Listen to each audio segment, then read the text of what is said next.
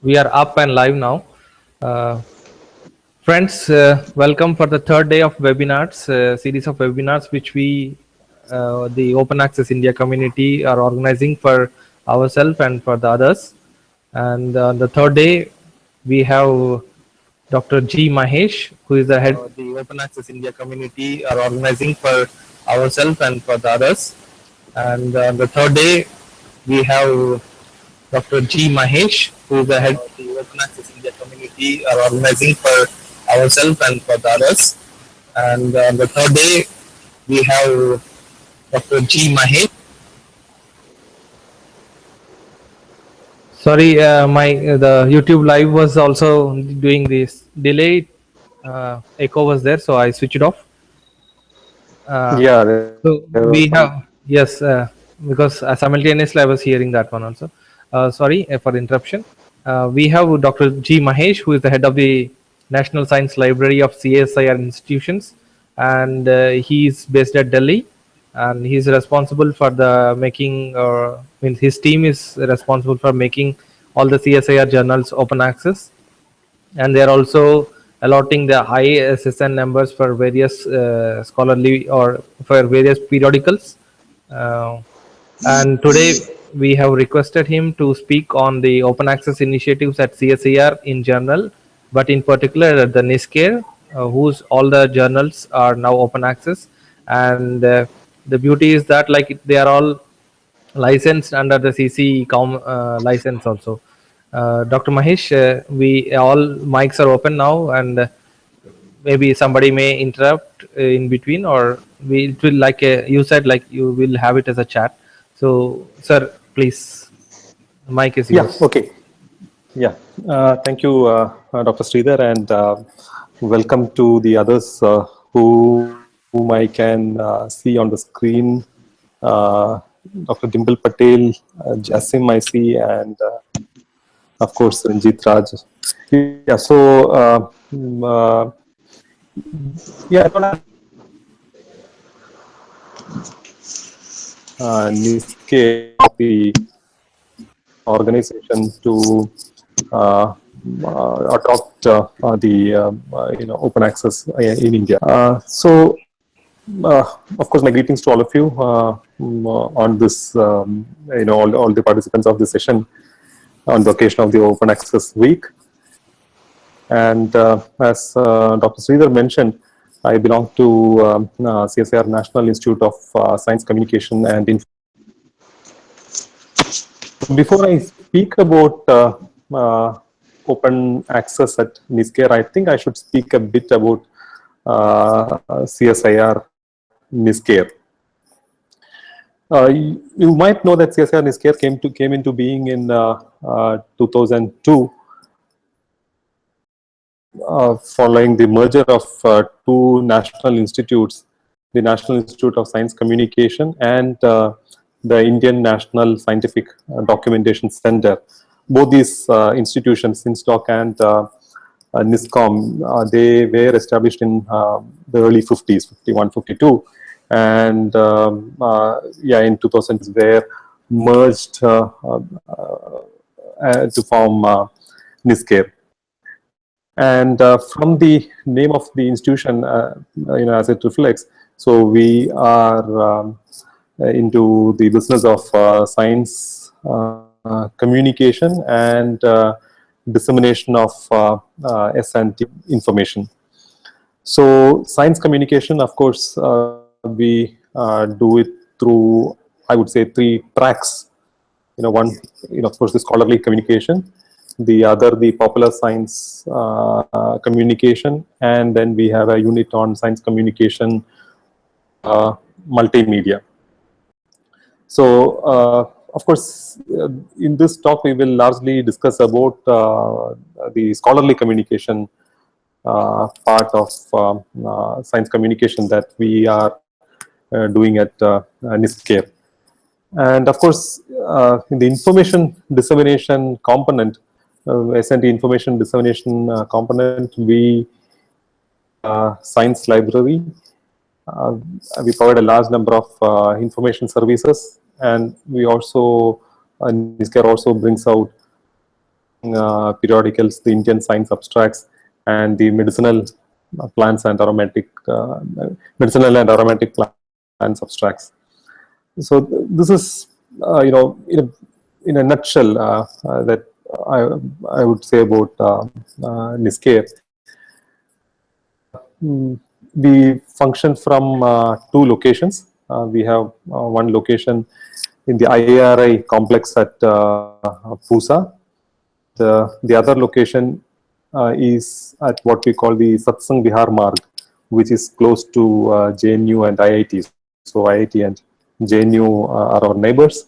And just to give you a sense, we are about 3.5 kilometers from Qutub Minar. So if I get on top of our building here, so I sit in the Satsang Vihar Marg campus close to JNU and IIT. So if I get on top of this building on a clear day, I can of course see the gigantic Qutub Minar. So that's a bit about NISCAIR, and I think now we will start talking about open access. So I should also that if there are any questions, you can, I don't know, you can either probably post it. I can see the chats here. I would be able to listen to the questions, or probably Dr. Sridhar would moderate it, whatever the option available before us. So now with science communication and S&T information dissemination being core to NISCAIR, very important that the communication and dissemination happens very, very widely. So we have been doing that for the last several decades, but with open access, it has become in fact the outreach of our content. The journal content has actually increased manifold.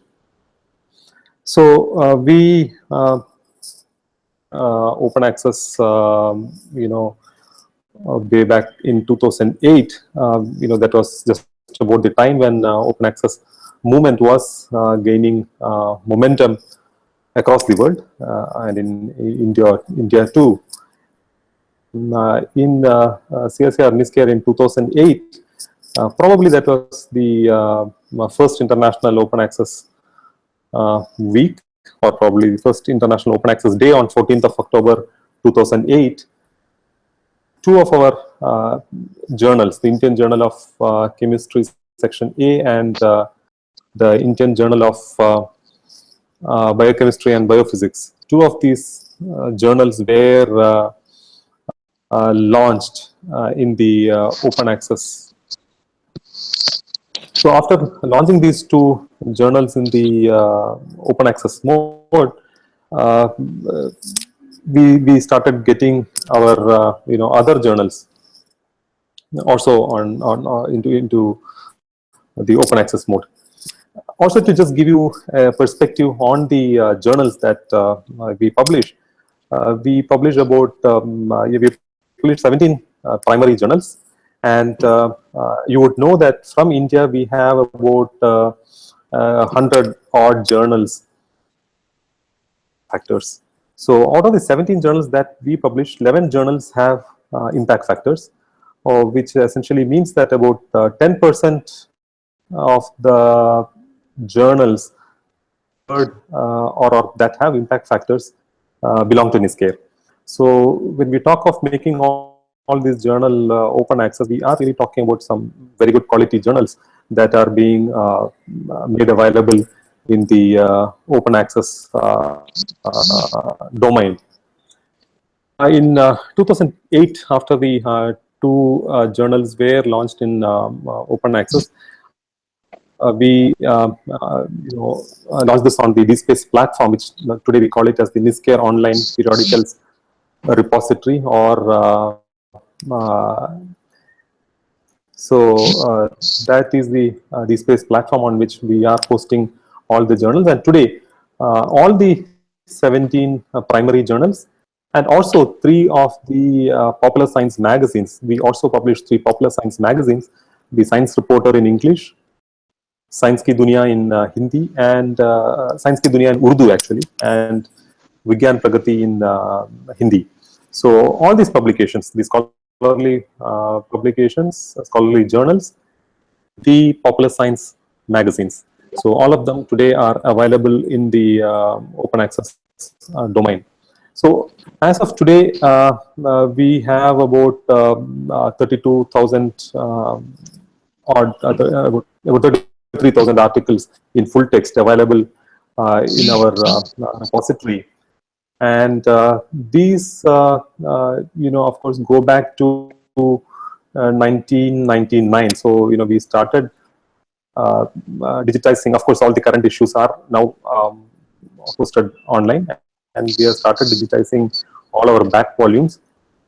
This journal goes back to 1942, the Journal of Scientific and Industrial Research. So it is our endeavor to digitize all the journals going back to the first issue of Journal of Scientific and Industrial Research back to 1942 and make it available online. So we would have something like 100,000 articles in our repository. So every year from the current articles, we add about 1,200 articles in a year. So the 17 journals put together publish about 1,200 to 1,500 articles every year. So that would be added annually. And of course, we go back to the old volumes. So that's a gradual process. So the digitization is going on in the National Science Library, and maybe in an year or so, we are hoping that all the yes, I heard a hello. Is there a question? So yeah. So that is a plan to make available all the 100,000 articles on the NOPR. As for the 3 popular science magazines, the Science Reporter, Vigyan Pragati, and Science Ki Dunia, with these 3 magazines enjoy a very wide circulation. These are, as of today, available in the delayed open access mode. Issues become available in open access after 6 months it is published.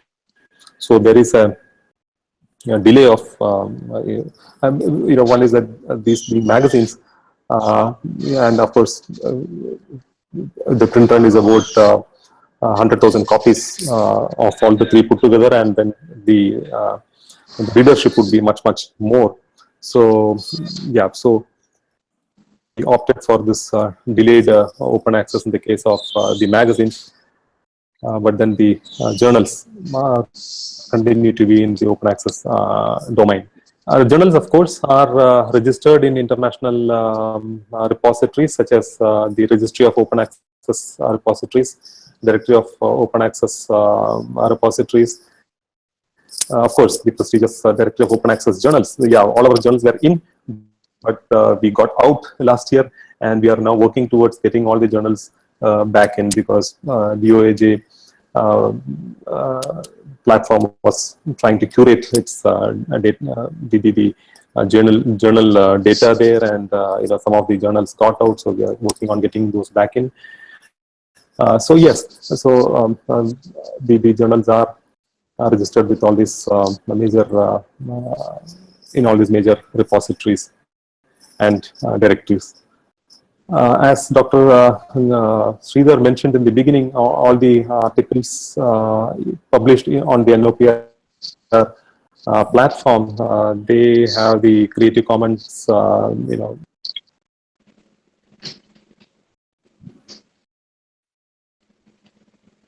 2.5 in India. So the users are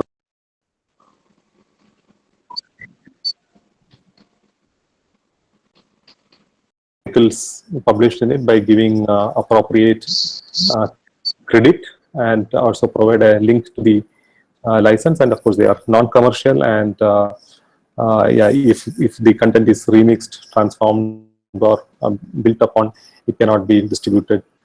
The material will not be distributed. So that is how we have been, going on with this open access with regard to the journals. Now we also were trying to look at what is the impact of open access after going. Well, all of us are aware that there have been some studies have gone on to show that after a journal has been made open access, the impact factors have gone up, and there are studies which have also tried to have empirically shown that open access has not really made much of a difference on the impact factors.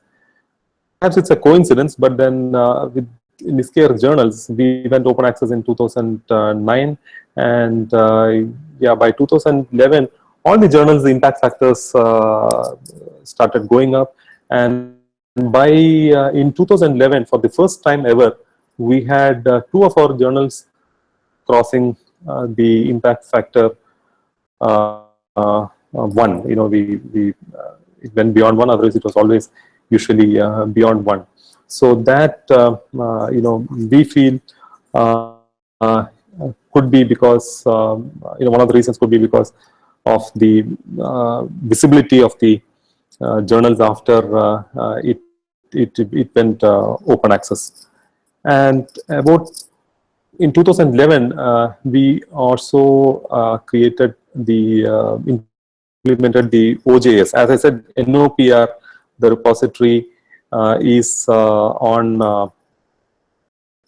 DSpace, and we implemented the open journal system, and currently about 6 or 7 journals use the OJS for process right from publication is being done through the OJS, and we are hoping that all these CSIR-NISCAIR journals would move on to OJS. And I had mentioned about the science communication through multimedia, where we have created a large number of videos on science and technology events.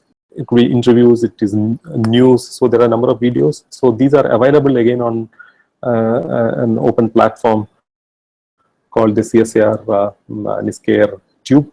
So that's also available in the open access.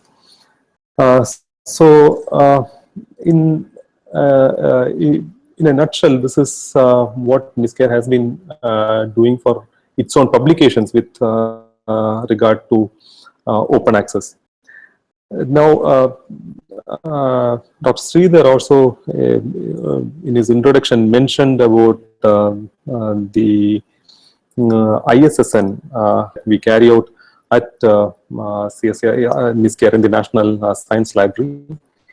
We happen to be the National Center for assigning ISSNs in India, and we have seen a spurt in the journals. The journals have grown substantially in the last few years. In fact, after 2008-9, there has been a manifold increase in the number of journals, and a large number of them being the open access journals that are being published from India.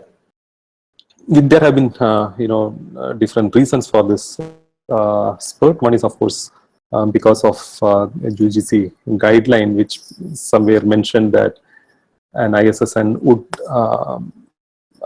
publishing in an ISSN journal would qualify for some points. So that was probably the trigger, and also around the same time, the open access journals buoyed by the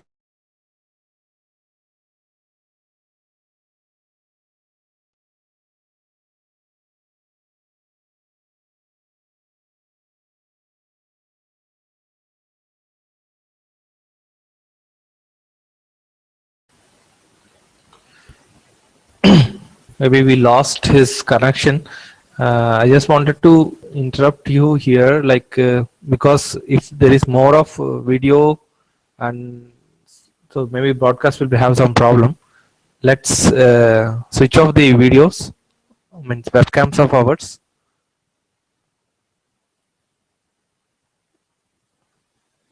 Yes, he's joined back. Mahesh sir,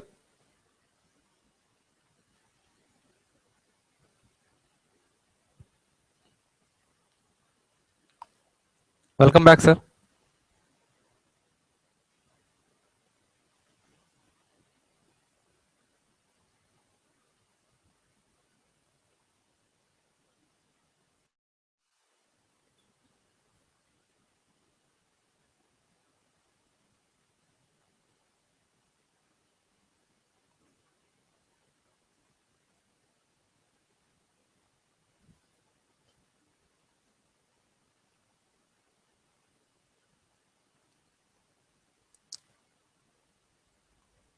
Hello, sir.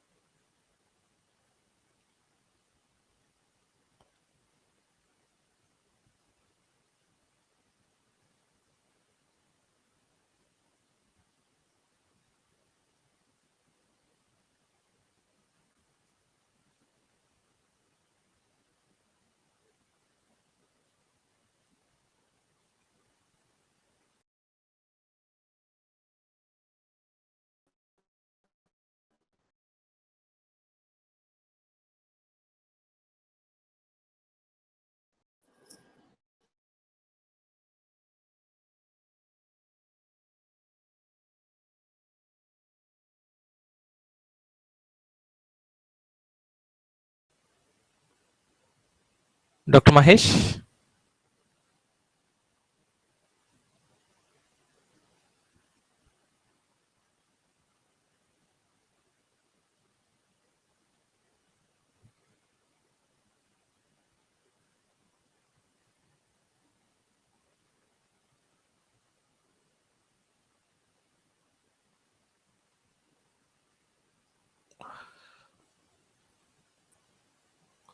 Before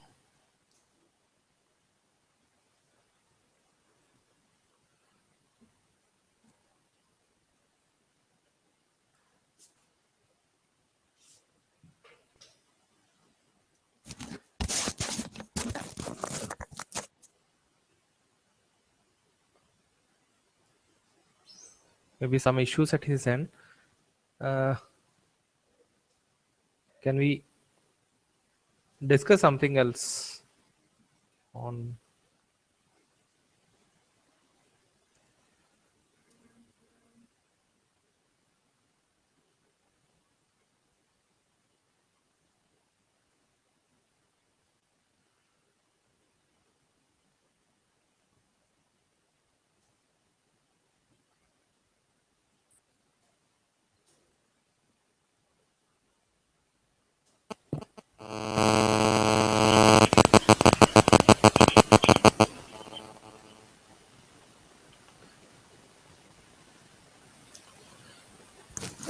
Jasim, you can speak.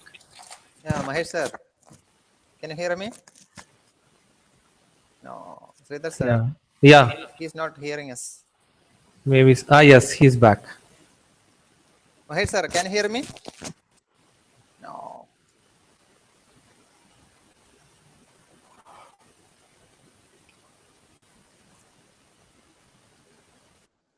Yes, Hello? yes. Thank God. Yes, Hello? sir. Hello? Shall I ask some questions, sir? Yes, yeah, something happened in between, got suddenly. Okay, sir. What about the plagiarism policy over there at NISCAIR? Then which software is using? Then percentage of rejection, etc. Some could you please tell something about that?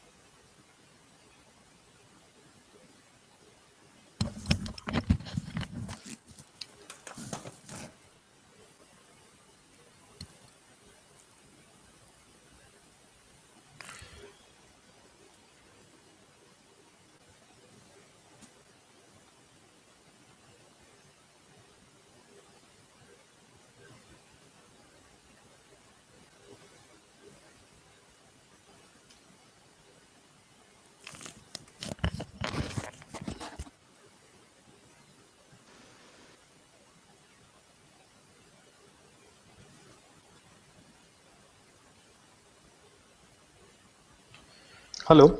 Yeah, Dr. Mahesh, Jasim was asking about the plagiarism policy. And Yeah, I was mentioning when it got disconnected probably. Hello? Have you been disconnected again? yes, continue, sir. Yes, sir. Yeah. So what I was mentioning is that we do have, policy and have access to the anti-plagiarism tool called Authenticate. So of course we do plagiarism checks. Yes. Sir, I have a question on the infrastructure. See, Yeah. you half late, like you started using the OJS earlier. It was on DSpace. So, are you completely Correct. switching over to OJS? Of the For platforms, at least for quite some time, would continue in parallel because all the editors have not moved to OJS yet.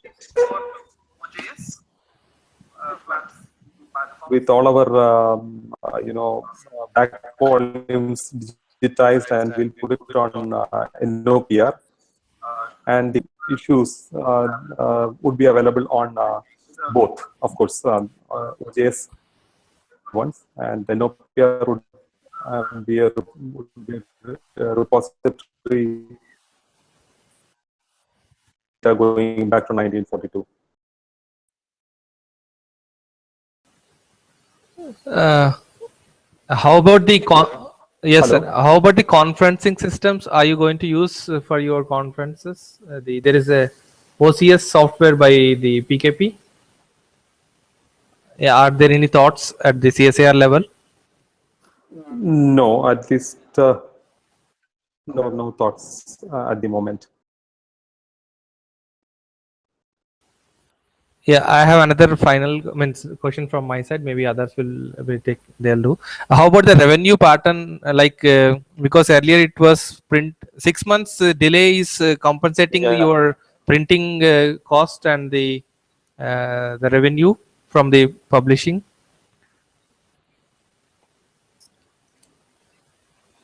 Are there any revenue losses because you went online on open access? There are in fact, our sales and marketing is concerned about that, the decline in sales, particularly the foreign subscribers. The Indian institutions still continue to subscribe to the hard copy of these journals. So there has not been a very significant decline in the Indian subscriber base. Foreign subscription base is concerned, yes, there is a considerable decline.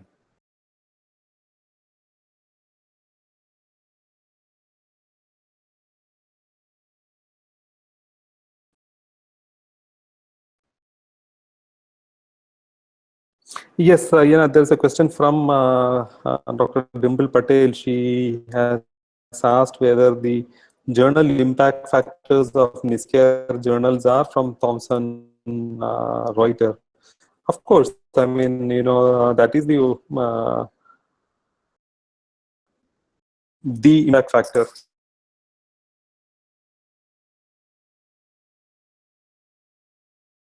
Impact factors as given in the journal citation reports of Thomson Reuters.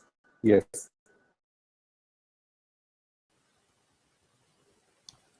Sir, the DBT policy on open access clearly mentioned that they are not going to use any impact factors for the assessment. And so how about in the NISCAIR evaluation system? Are you going to use the H index and the citations, or it's in the combination of impact factor and the H index? I don't know your assessment HRD looks at.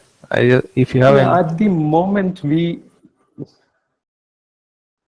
I won't be able to say exactly what is the plan, but at least as of now, we do look at citations, impact factor, and H index, because these metrics have been in use for a very long time.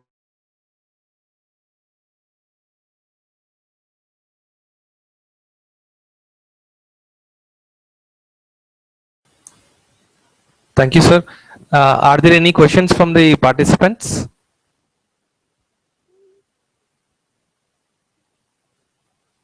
We have Bhavabhuti, Bobby, Dimple's question is done. Ranjit, do you have any questions?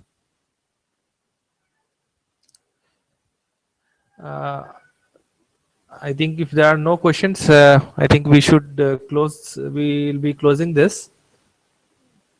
And there are issues with the internet connectivity at Mahesh sir's end. Mahesh sir, thank you very much for giving us the time and speaking to us or talking to the audience on the open access initiatives at NISCAIR and how the journals are being converted into open access. We seem to be, going on and off. Yes. Yes. So I was saying, like, I was just concluding the talk, saying thank you to all the participants, and profusely I'll thank the speaker for giving us time from his busy schedule, because it's time for all the activities at the office time, and you've taken the break from the lunch, and we are here for us. Thank you very much, sir. And thank you all the audience, and now we are going to be offline. Thank you.